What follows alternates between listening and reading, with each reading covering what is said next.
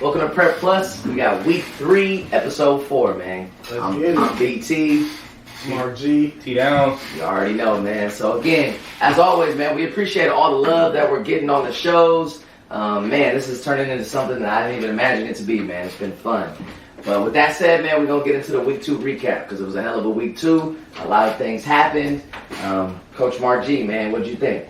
First and foremost, I just want to give a shout out to everybody that's tapping in week to week, right? Like I said, we just do our best to cover everything, right? Maybe even get shed light to the players that you wouldn't see, right? Exactly. So speaking of recap, right? My two teams are the teams that haven't been getting the most like exposure per se as of recently, but you know they've been catching my attention. The first one is Lodi, right? We wrote you off week 1. You guys went out and dominated Pleasant Grove, right? Pleasant Grove struggling, so some could say that was expected, but the one that caught me off guard is they played the Monte Ranch from Nevada, right? Usually a very competitive team in that Reno region, and they won 48-27. So that's 2 blowout wins. Seems like Lodi means business. And maybe I'm right be looking, a little accurate with my playoff prediction. Yeah. My second one is Grant, right? Like I said, everybody had question marks whether he'd be back. With new coaching, culture change, things swinging in the right direction. And they went ahead and won the Battle of the North. Took it, gave it to Intercom. Absolutely, man. Shout out to them fighting Cade McNamara's, bro. Right, shout out to them. Oh, man, for me, my 2 recaps, man, I had Folsom and Ceres. I said Folsom was going to win it, but I said don't be surprised if Ceres sneaks one out, and they snuck it out. Everybody thought it was going to be an air raid, and Ceres went up at half, came out and went foot to foot and went wing T on that butt. And Folsom wasn't ready for it. All they saw was pistol and slinging it, and they got hit in the mouth, man, and they weren't expecting that at all. So, Ceres is a good football team. They went to state last year, so, they got stuff in their back pocket, which boded well for them in that situation. And, and then my other recap was Oak Ridge, man. Another. Right, for real. They're for real, man. It was another great win. Everybody like, Vacaville not as good, but it's just how they won. They did what they was expected, and I think Oak Ridge is back, man. That league up there in the hills is up for grabs right now. So, I'm excited to see what this week brings. Absolutely, man. And for me, I'm going to be on this all year. I promise you, I'm going to be consistent. Delta League, right? So, some could say we're up, we're down, but we got 3 teams in the top 10. Jesuit went out to Bishop Menlo, got a big-time win on the road, man. Just that travel alone is always tough, so for them to deal with that travel and get a dub is big.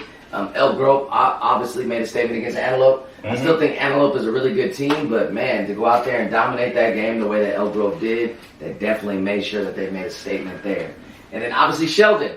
We've been talking about Sheldon a ton. They're almost, shout out to Joe Davidson and everybody at the SAC-B, but they're almost taking the fun out of it for me because they're climbing the rankings so fast, right? They're already up to number 4. But obviously, everyone on this panel is big Sheldon Huskies believers. They got a big game against Christian Brothers this week. But for me, it was just the Delta League, man. We holding it down. We got 3 in the top 10. We're going to keep battling with the SFL for that top spot, that top division, top conference, man. So that was my big stuff in week 2.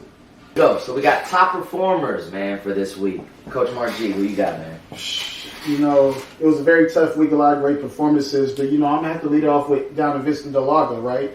Our boy Matt Long, you guys had a tough game against Manteca, and I felt like he just came out and responded, right? 4 touchdowns, Thursday night game, short week, right? Not a lot of film to prepare, but, that really wasn't much of a feat for him. And expect a lot more of those, multi-touchdown games from Matt Long moving forward this season. Matty Ice. Yes, sir. I see you, bro. I see you, Matt. Man, mine's going to Cole Owens, man, over at Casa. And a bounce back game, but shoot. 5 catches, 4 tugs, 222 yards. That's sickening. He touched the ball 5. He got it 5 catches, and out of those 5 catches, he had 4 tugs. That's crazy. I'm going to go with Cole. He did his thing. I agree, man. And obviously we know those kids personally, man. So shout out to y'all, man, Matt and Cole. We love to see our guys do well, and they definitely held the standard. For me, I'm going to go with the kid, out of market, out of network. Michael Cherry, man, over there at Rosemont. Obviously, we have high hopes for him. We've watched that kid since he was in really Pop Warner, right? When he was in middle school with Dev and them boys. But Michael Cherry, man, a baller over there at Rosemont. If you don't know about him, you should. He had another night rushing over 200 yards. They played a good McClatchy team, and they came out with the dub, man. But Michael Cherry's my top performer of the week. And again, I mean, I think he's going to put a lot of people on notice. Yes, sir. Shout out. Time for the pick'ems, man. And again, shout out to the pick'ems, man. We put it on the Instagram story. For all of those hitting us up about making sure we hit every game, I promise you, man, we'll put every game in the story. We just don't have the time to hit every single game and go over it here. But make sure you tap into the story, man. Pick your winners. It's been kind of fun to watch everybody's predictions. But first game of the week, man, we got number 1 Folsom, right? I know they're coming off a loss to Ceres, but like Coach Tom alluded to, they're really a state contender, right? They're a top team in the state, so that didn't really hurt them. But they got Edison and Stockton this week, man. Who you taking? Right. First and foremost, I do want to just say, I only had 1 loss in the pick'ems last week out of the gazillion games, right? So I'll come. Hey, bounce back. It's crazy over here, right? Yeah. But speaking of this game, right? Some of you guys might be looking at me kind of crazy, but I think Folsom did. First it starts off losing their starter, Walker Lyons, right? Key piece, might have been the heart and soul of that team with a couple others, right? Mm-hmm. So I know there's probably going to be some early season woes that I know they'll probably overcome on the back end, but I have Edison sneaking this one out with a shocker. Okay. Ooh. Okay. Big upset alert. Big upset alert, man. Okay. I'm still going to rock with Folsom, man. They played, I think they played Edison like a few years ago when Relique Brown was still at Edison, but I think Folsom still has a firepower, and I think Edison's going to play in the Folsom game. Like they're going to sling the ball around. They're going to play what they're used to. So I think Folsom's going to do some soul searching, like we talked about last week, and they're going to come back, get on that field, and run it up on the Edison boys. I like it, man. Shout out to my dog Vale, Big Bro Vale. Yes, sir. Everything that you got going at Edison and Stockton, man. Nothing better than to see a cat from that area come back to that area and do it the right man. So we got a lot of love for you. But with that said, I got to rock with Folsom, right? I'm rocking with Folsom. Like you said, I think they did some soul searching this week. I think when you're a top team like that, it's almost as a head coach, like you want a tough game like Ceres to happen. You just hope that they squeak it out, right? And that it doesn't end up in the L column. But I think Folsom will bounce back, man. They'll look inside. They'll play harder. They'll play faster. They'll play with more execution. And they'll get it done this week. All right, here we go. Next up, and I like this game, Thursday Night Lights, man. With the rep shortage, we got a ton of Thursday games, man, so it's fun. But we got Vista del Lago versus Granite Bay. Who you taking? I like both of these teams, right? I love what Grande Bay has done with the ground and pound, physical nature that they play. And then you have Vista del Lago, they space the ball around. But I just think matchup-wise, this matchup is very similar to Vista, what they had with Manteca, right? So I still have Grande Bay. I think they're going to get this by a couple of touchdowns, just off the fact that I don't know if Vista has made enough adjustments yet to adjust to that physical style of play. Man, I'm gonna go with Mark on this one. I'm gonna go with Granite Bay. It's a little bit different. Granite Bay haven't seen a passing team, so this is gonna test their DBs. But that line up front, man, that always comes down to the trenches. And I did get a little news that Matt Long was kind of banged up with his shoulder, so I don't know if he's even gonna play. So I hope I'm wrong and he plays, but I'm still gonna rock with Granite Bay with this one just because they run the hell out of the football. Yeah, I mean, obviously, y'all know I'm a big Johnny Kett and Matt Long fan, but I just think Granite Bay in the trenches, for one, has too much. And two, man, I just think they have a little bit too much explosion for Vista, man. I think, like you said, they struggle with Manteca with the smash mouth style of football. And I think Granite Bay is just as good, if not better, than Manteca. So I think they'll struggle with that, and for that reason, I'm going to rock with Granite Bay this game. We have the number 4 Sheldon Huskies, who's also been skyrocketing it up, versus number 8 Christian Brothers. Probably the game of the week. Definitely my game of the week, right? I know now this one will be a shootout. Some of them I said that might be. This will be a shootout. Both teams got great skill on the perimeter, right? Their line has improved. Is it one of the more dominant, bigger lines? I wouldn't say that. I just think at the end of the day, it's going to come down to secondary. And I just feel like even though Sheldon has Dev Green, Nixon, they got ballers, right? But I just feel like Christian Brothers secondary is better than Sheldon's as a unit, right? Prove me wrong if I'm wrong, Sheldon. Don't hate me for it. But I got an upset alert. Ooh. Okay. Upset alert is wrong, man. My Huskies, man. As long as you say, I agree with the back end, though. It's a little bit of a struggle back there. I watched the games up front in person, and Sheldon DBs are kind of but at the same time, CB has a young quarterback, and he hasn't had a lot of pressure in his face, and I think once he gets hit by a Dev or a Nixon, that might rout him a little bit. Prove me wrong, but I'm going to still go with Sheldon, man. I think Sheldon going to win by at least 3 tugs. 3, okay. So we got an upset alert and a blowout. It's going to be like 60 to 40, Ooh. like type game where it's high scoring, but Sheldon going to pull away. I think Sheldon going to have win by 3 thugs. Okay.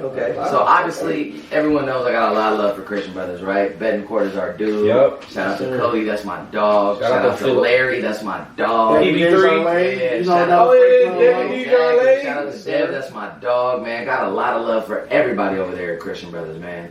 But with that said, after showing my love, I'm rocking with Sheldon, man. I think Sheldon just has too much firepower for Christian Brothers. I think in the trenches, just 4 quarters. Because the thing about Sheldon that's dope, right, is they'll come out in 10 personnel and spread it out. But they can also line that thing up with those horses in the trenches and pound that thing with Dev. So for me, I just think if they line up and pound that thing with Dev, they just going to wear Christian Brothers out, man. I think by the end, they're going to end up winning by 2 or 3 scores. So I'm on the Coach Tom train, and I'm going to pick Sheldon. My Christian Brothers, I love y'all, right? Don't beat me up, but I'm rocking with the Huskies this week. Next up, we got number 5, Jesuit at St. Ignatius. Who you rocking with? St. Ignatius, they've always been known to be that, that power in the city, right? You got a couple other teams, and you even got teams in the town like Bishop that, bring that competitive nature back in the day, sack all day, and we'll come to play. I think the Jesuits going to go ahead and squeeze out another, out-of-town game, another out-of-town win. I like it. I agree with Mark, man. It's just hard to prepare for that veer, man. That veer is not, you can practice all you want, but until you see it in person, it's going to hit them a little bit different. It's going to cooler altitudes and not going to be too hot. I think Jesuit is going to pull out this one with that veer. I agree, man. I think shout out to their coaching staff, man. They go into every game prepared. They go into every game playing hard. Obviously, St. Ignatius coming out the city is going to be a good team, but I feel like last week, man, they're going to pass the test. So I'm taking Jesuit. Next up, we got, this is a Saturday game. Shout out to a little Saturday football. Shout out to all the college football games. College football back tomorrow. Go Fresno State Bulldogs. Don't do that. I love you, Asa. No. Cal Poly Mustangs, and we don't root for Fresno. Big Sky Speed. Even though we messed with you, LaBelle. Forgive him. Hey, 3,500 blocks, man. That's crazy. Vale, you know about the Blue Veil. You know what we do. You know what we do over there. Crazy work. But again, man, we got Capital Christian versus number 6 Rocklin. Coach Mark G, who you rocking with? I feel like obviously we got 2 teams. Rocklin, they bounced back, but they still got a lot to prove, right, in the field of play, especially with the Ceres looking very stout. We got a lot of 2-0 teams, and like I said, a 1-1 Folsom. That's not your typical 1-1. Okay. But then you got you got Cap on the other side, right, that's had a couple devastating losses. I think Rocklin still gets this, but I think maybe Capital starts getting into their groove offensively going into league. So I have Rocklin. Man, it's hard to root against Cap, man. I love all them dudes over there. But, Rocklin's just a team. They struggle, but I think they're figuring it out. If now Cap gets the offense rolling, then Cap could put up so many points, but injuries. Hopefully, dudes are healthy this week. But just right now, I'm gonna have to go with Rocklin, man. Same here, man. I'd love to pick Cap in this game, but I just think Rocklin. I think if they're at home as well, I just think they're a better team right now. That's just what it comes down to, man. They're a little bit more together. They know who they are identity-wise. I think Capital is still figuring out who they are, even going into week 3. The only thing I'll say about Capital is like a lot of these teams, like Monterey Trail, some of these teams where their schedule's hard in the front. I feel like when we get to the back end of the season, man, don't sleep on Capital. They're going to surprise a lot of people. But I'm rocking with Rocklin this week. Next up, we got Monterey Trail at St. Francis as they continue their tough preseason schedule. I know it's sack all day, right? And sack comes to play. But first of all, I just want to give a shout out to Monterey Trails, right? They went out and competed against De La Salle last week. Absolutely. It was one possession game in the 4th quarter. Yeah. But I just feel like, these games is Folsom, De La Salle, now St. Francis, which is a team that knocked off De La Salle, right, last year. I just feel like those games are going to add up on them. I think they might be a little worn down right now. I think St. Francis takes this one. Yeah, I'm sack all day too, but I seen what St. Francis did last year, and I know what they have this year, man. So, I love MT. Like you said, a lot of those kids are banged up and sore, man, and I'm going to have to go with St. Francis, man. It sucks to say it, but I agree, man. Y'all know I'm gonna do my best to stay on that ticket. I promise you, man. It's sack versus everybody, but for the same reasons you guys said, man, I gotta rock with St. Francis this week. I'm going to keep saying this. I give Coach Ewing credit. Right? Thanks. All these tough games that they're playing at the beginning of the season, he was going to help them at the end of the season. And I think I'm super excited to watch this MT Grant game whenever it happens. I don't know what week it is, but the way that things are setting up and lining up, I cannot wait for that game, man. South Sac versus North Sac. It's going to be a fun one. But for this game in particular, I'm rocking St. Francis. Next up, we got Elk Grove versus Menlo Atherton, right? Ooh, I know. Coach, who you rocking with? Hey, like I said, this Sac versus the Bay matchup is crazy. It's very exciting, right? Menlo Atherton, obviously, I'm a little familiar. That's my father's, my dad's alma mater. He played for them back in the day when dinosaurs walked around. Shout out to Pops all that. But at the end of the day, on paper, right, Menlo Atherton should win this game. But I just feel like I'm going to go with, emotional aspect, and I feel like Elk Grove might sneak one out, right?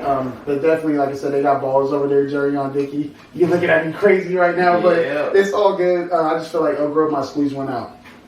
I'm gonna go with you on this one, man. I'm gonna go with Elk Grove, man. They got a good win against Antelope, but that O line, man, that D line in the trenches. Jerry on Dickey's out there, but they can't get him the ball. The quarterback got pressure in his face, and what Elk Grove has up there, I think they're starting to catch their second win up front, and they have to be bringing blitzes and guys off the edge. So if they can get to the quarterback, man, Elk Grove is going to win this one for sure. I'm with you. Now, what I will say is I think this is going to be a ball game. I'll say that. I think this is going to be a football game. This is not going to be a blowout either way. But I'm going to rock with Menlo Atherton, right? I want to pick the Delta League so bad. Y'all know me. I want to pick the Delta League so bad.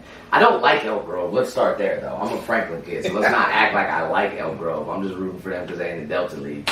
But I'm going to go with Menlo Atherton, man. I just think it's going to be a closer game than people expect, but they're going to pull it out in the end, man. All right, next up, we got Del Oro versus Clayton Valley. Ooh, I know. It's an interesting matchup. Bay, right? It's crazy. Yeah. Clayton Valley, right? The Ugly Eagles, right? Hell of a name, right? But I don't know why they're balling. They're always in there. You always see them, at that time of year in Carson, Sac State, wherever's at, they're always in the state championship. Yeah. Division II, Division III.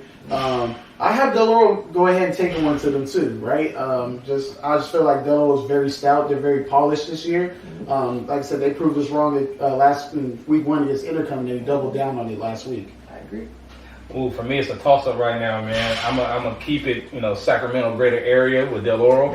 But, that school over there, what's the name of the school again?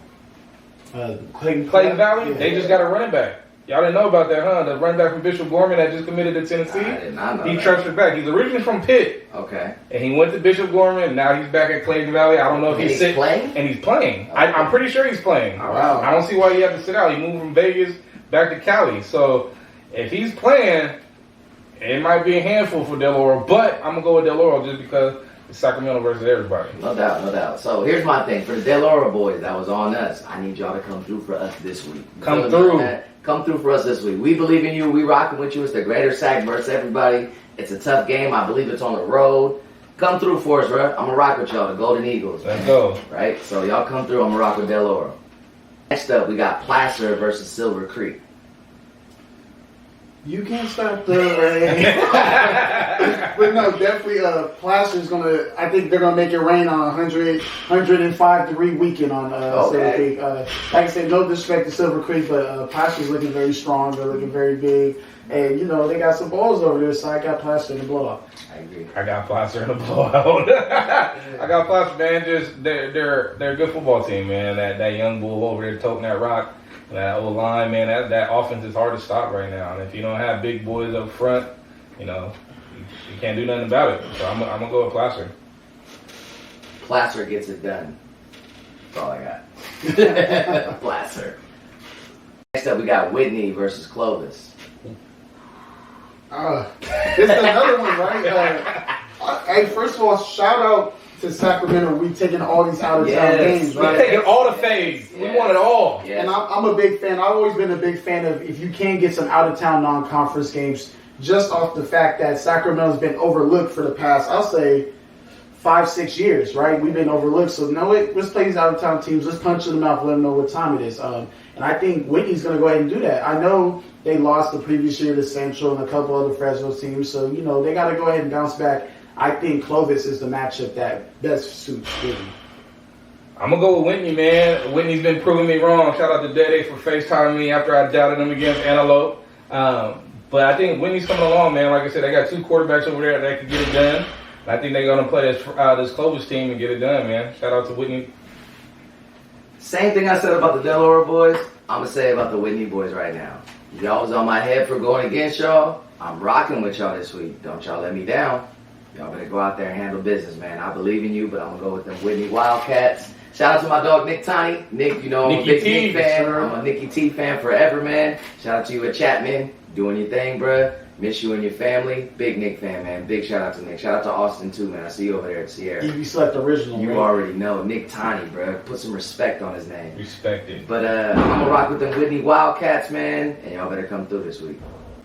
All right, next up, we got number 13, Grant versus Reno. Shout out to Grant, man, climbing them rankings fast, man. 2 big dubs to start the season. They're climbing fast. Yeah. Big shout out to Grant. I think this game, Grant handles it just off the fact that speed kills. I think just athletically, man to man, I think Reno can't keep up with them, and Grant has the line to match their line. I'm going to go with the G, man. I think the Queen was the best program in Reno, you know, from statistically and historically. And, you know, I don't think Reno has a chance. Like you said, the speed on the outside and then Poly boys up front. Shout out to the G. They're going to get it done again. I agree, man. I tell the G, man, leave Reno alone, man. They're going to keep feeding up on Reno. But I don't think they'll take the game lightly. I think the coaches will have it locked in. There won't be any setbacks or setbacks. They'll put their best foot forward and keep it rolling, man. I'm going with the G, too. Next up, and again, I feel like this was a contender for Game of the Week as well. We got number 19, Casa, versus number 14, Lincoln and Lincoln.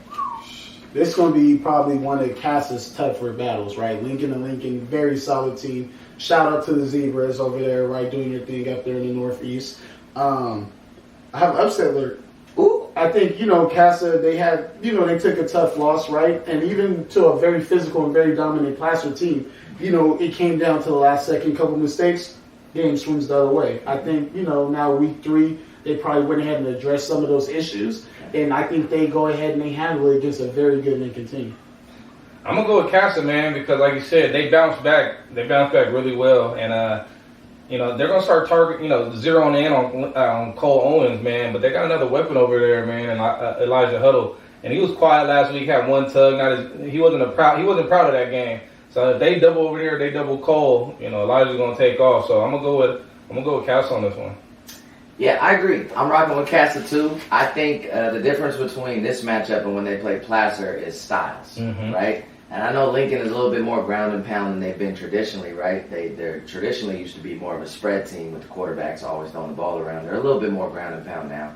But I just think it's a better matchup for Casa than Placer was. I think Cole holds it down. I think their young quarterback's getting better every week. I think as the weeks go on, he's going to continue to get better. And with his playmakers, it's not like you don't have to do much to get Cole the ball for him to do his thing. You don't have Very big catch radius. Thank you. You don't have to do much for Elijah to get the ball. You can throw him a screen, you can throw him a now screen, a hitch, and they'll do their thing after they catch the ball. So I'm going to rock with Casa in a big-time game this week. Next up, and I like this one too, man, another South versus North game that I always think is fun. We got Sac High versus Intercom. Ooh. Who needs a dub badly. Ooh.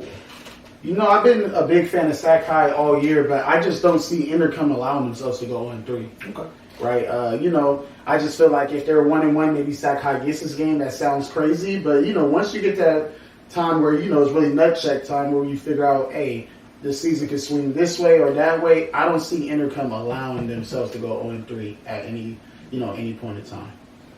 This is a toss-up for me, man. I'm going to go with Sac High just because they got that running back over there. You can't stop Derrick Henry, you know what I'm saying? So, but if Intercom can contain him and make some explosive plays, I can see Intercom winning this game. But right now, I'm going to just have to go with Sac High. I agree, man. Sac High, y'all let me down last week because I thought they was going to get that dub handily. They took a loss. They're 1-1. Intercom's 0-2. I think for that reason, man, you know, if you get access to watch this game or whatever link or channel, man, I would tune into this game because I think everyone's going to be out there playing hard, right? You got a 1-1 team versus an 0-2 team with both teams with high expectations, right? But I'm going to rock with Sac High. At the end of the day, man, I'm a Southside kid, so I'm going to pick South Sac over North Sac. Obviously, I got a ton of respect for Coach Harris and everybody up there at Intercom. like you said, Mark, man, they're such a powerhouse. Them being 0-3 just sounds crazy, right? Mm-hmm. You know, it just sounds crazy. Like, that's not how they get down up there. But I'm going to rock with Sac High. Next up, we got Wood Creek versus Nevada Union. Number 17, Wood Creek versus Nevada Union. You know, Nevada Union has shown, you know, they're not really the Nevada Union of traditional standards, been like this for a little bit. I think Wood Creek goes out and they handle them, right? Wood Creek, even though they took an L last week to Whitney, they're very competitive and they handed it to Franklin in week 1. So, you know, I think Wood Creek is still a team that's on the up and up. I'm going to go with Wood Creek, man. Nevada Union, I seen them play against Sheldon. They gave Sheldon everything they had in the first half. They have a decent quarterback over there, you know, some guys over there. But like you said, Wood Creek, man, they fight. Even against the loss to Whitney, man, they fought. And Whitney kind of struggled a little bit. That's a good Wood Creek's a good program, so I think Wood Creek's going to pull this one out. I agree, man. I think this is a good game for a half, right? Because I agree with you. I think Nevada Union played Sheldon tougher than people thought, especially in the first half. But just depth and, you know, usually Nevada Union has like that Gabe Baker or that Jackson Horn, and they just don't have that guy this year. So I think they just can't keep up with them for 4 quarters, and Wood Creek ends up winning by 2 scores. So I'm rocking with Wood Creek. Next up, we got number 18, Roseville, at surprise, but not surprise to those who know, Laguna Creek, who just beat up on Franklin. So I really don't like y'all right now. I don't appreciate y'all. Coach Neal, Coach Stringbean, y'all got to chill, bro. Don't be beating up on the purple gang like that. That's crazy to me. Yeah, you know, I'm not really a big fan of that shutout against Franklin. It has a little sour taste in my mouth. Yeah. I think this game is going to be another, I think it's going to be a high-scoring game. I think Laguna is going to be very competitive for 4 quarters with Roseville. I feel like it's going to come down to the wire. I think Roseville edges this one out, but do not be surprised if Laguna wins this one as well. I'm going to go with upset alert. I'm going to go with Laguna, man. I like what Laguna's doing over there. Like you said, it's going to be close. It's going to be close, but I think Laguna's going to edge this one out. I'm going to go with, you know, the Cardinals on this one, man. Okay, I like it, man. This was probably one of my toughest picks of the week, right? Because I'm mad at Laguna. Y'all just beat up on the purple gang, but I'm a big Laguna fan at this point, man. They got a running back over there that can play. They got a receiver over there that can play. I can't remember their names right now, but Roseville also is a team, right? They just played Placer tough last week. Yeah. So this was one of the toughest picks for me. But just because I'm such a South area guy, right, and I love Coach Neal and my dog Stringbean, I'm going to rock with Laguna. But it was hard, Roseville, man. I think Roseville's a really good team. But I'm going to rock with Laguna, too. Next one, we got number 22, Rosemont versus Natomas on some more Thursday night lights, right? So we are rocking with it. This might be the Thursday night game I want to catch. You know, we'll see the heat wave, how we doing, right? But, you know, but no, Natomas, like I said, they got some ballers over there, very exciting team. But I just think Rosemont's a force to be reckoned with right now. They're Division 3. Let me know if not.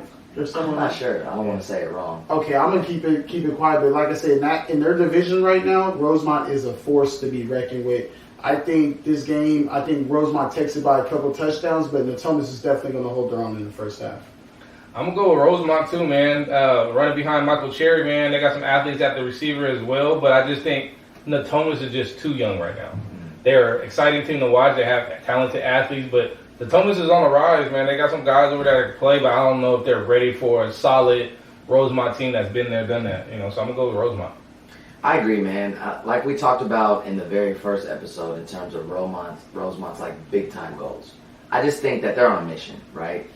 They got big plans. They got big goals. They got big expectations. I just think Natomas isn't quite there yet, right? They're a little bit young. I think Rosemont's going to play hard. You know, Rosemont has a little bit more in the trenches. And I think at the end of the day, they'll probably end up winning by a couple scores. But shout out to my dog, Mike. Go crazy. Go hold it down, Mike. But I'm taking Rosemont. Lastly, right, we got a couple games outside the top 25, at least from the SAC B, that I think will be, you know, semi-interesting games, right? One, we got a West Park team that I think probably is either should be in the top 25 or right on the cusp of the top 25, right? Versus a PG team that, you know, they're struggling right now, but they're traditionally, you know, they're a Delta League team. So for West Park, you know, just having seniors is a great opportunity for them. So this West Park PG game, man, what you thinking? I think this game for Pleasant Grove is going to determine how the rest of their season looks, right? You know how coaches, you know, it's cliche. Every game, this is the biggest game of the season, but I think for Pleasant Grove, this is their biggest game of the season right now, early on. They go down 0-3, it might be one of those tougher seasons. If they can get a win, get some traction, they might be able to be in that 6-4 range, maybe be able to squeeze in as a 16 seed. But I got West Park. With that being said, I got West Park giving it to Pleasant Grove. I think they got a lot to figure out offensively. They haven't really been able to put up much points this year, and I think West Park's going to get it. With that being said, man, I'm going to go West Park, man. Coach Krabs, Coach Gilday, Brock Rose, man, I love y'all over there at PG, y'all my guys, but, you know, it's their first year. You know, they got to get that program turned around, and like you said, they haven't been putting up a lot of points, and got to score points to win games, man, and West Park's on a roll. They've been a team since the school opened. They know each other, and they just flying around having fun. They're not thinking. They're just playing football. So I'm going to go with West Park. Yeah, man. PG, like you said, got a lot of love for the staff over there, but I'm going to rock with West P too, man. Shout out to my guy, Wes. You know, I got love for him, man. Shout out to my guy, Ryan. You doing your thing. And I like the quarterback, man, Young Barksdale. Yeah, Young Barksdale. He's a good athlete, man. I like him, He's a good athlete, man. He's spinning that thing. They're playing well. They got some juice. They got some confidence. I think they go in there, man, and they're kind of on their respect tour as well. So I think it's another game for them to gain some respect.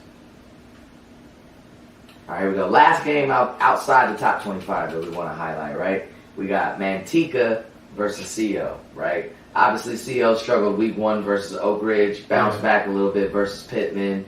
You know, they're a young team, so trying to figure out who they are, but now they got a juggernaut in Manteca coming to town. Shout out to CO, right? Another Delta team. I think they're a team of emotions, right? I feel like if CO's their type of team, if they get some positive emotion or positive momentum going on, they're a team that's going to, you know, be a pest for you that night. But if you punch CO in the mouth early, I just don't think they have the, you know, the age, right? They're a little young. They got a lot of youth to respond from that. With that being said, we learned our lessons week 1 with Manteca. They're here to punch. They're in the business of punching in the mouth, right? We just said that's the weakness. I think CO's going to go out. They got ballers, right? Shout out to Isaac Duran, had a big week as well. Shout out to Jared Quanga coming back from injuries. The McFarland twins, right? Shout out to a couple, Coach Aaron Ross, right? Yeah. Raph, Noah, right? Yeah. You know, but I just think Manteca is too physical, and they got some boys over there for real. They got some boys that can go.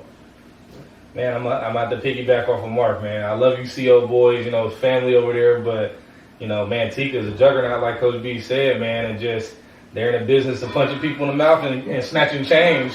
they keep to lead. They could come out here and snatch some change. So, you know, I'm going to have to go with Manteca, man. They're just a polished football team. They get it out the mud, man. They try to earn their respect. So I'm going to go with Manteca. I mean, they said it all, bro. CO boys, you know we got love for y'all. Go on Manteca. Go on Manteca, man. I can't do that, right? I gotta go Manteca.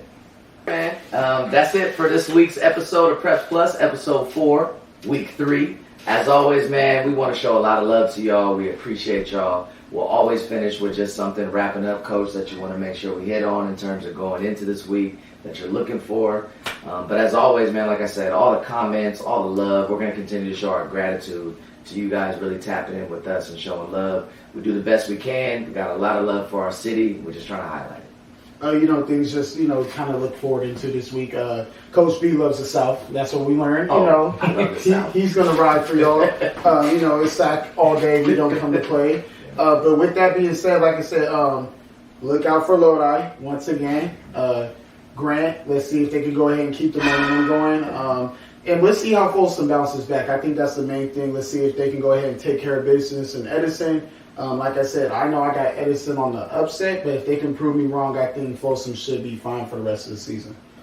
Mine's completely different, man. Hey, congratulations to all them boys who about to get offered up at midnight, man. You know, class of 24. Woo! Y'all going into this week with an offer, but you're also going into this week with a target on your back. So, you know, be proud of your offer, but just come to play, man, because now you got a target on your back, and them offers got to stand, man. So congratulations to all them boys that about to get offered at midnight and all day tomorrow. Salute to y'all, but, you know, got a target on your back. Go perform. Absolutely, man. Mine is just a great opportunity for the Sacramento area. Like we hit on, man, a lot of Bay Area versus Sacramento matchups this week. Big time matchups, right? So it's a great opportunity for us as a city to go out and gain some respect. And I'm looking forward to us to hold it down, right? Mm-hmm. I think at the end of the day, you know, we feel a type of way about Sacramento, but when we get these opportunities to go against some of these top Bay Area teams or these teams that, you know, have some recognition, it's our chance to close the gap, man, and really gain our respect. So I'm rooting for everyone that has those tough matchups this week. We lost a tough one to Ceres last week that I hope that, you know, we could pull out, but we get a chance to bounce back this week, man. So as always, man, Sacramento versus everybody. We love y'all, and we see y'all next week when we talk about week 4. Press plus. Press plus, subscribe, I'm like, Yes, subscribe sir. and like. Yes, sir.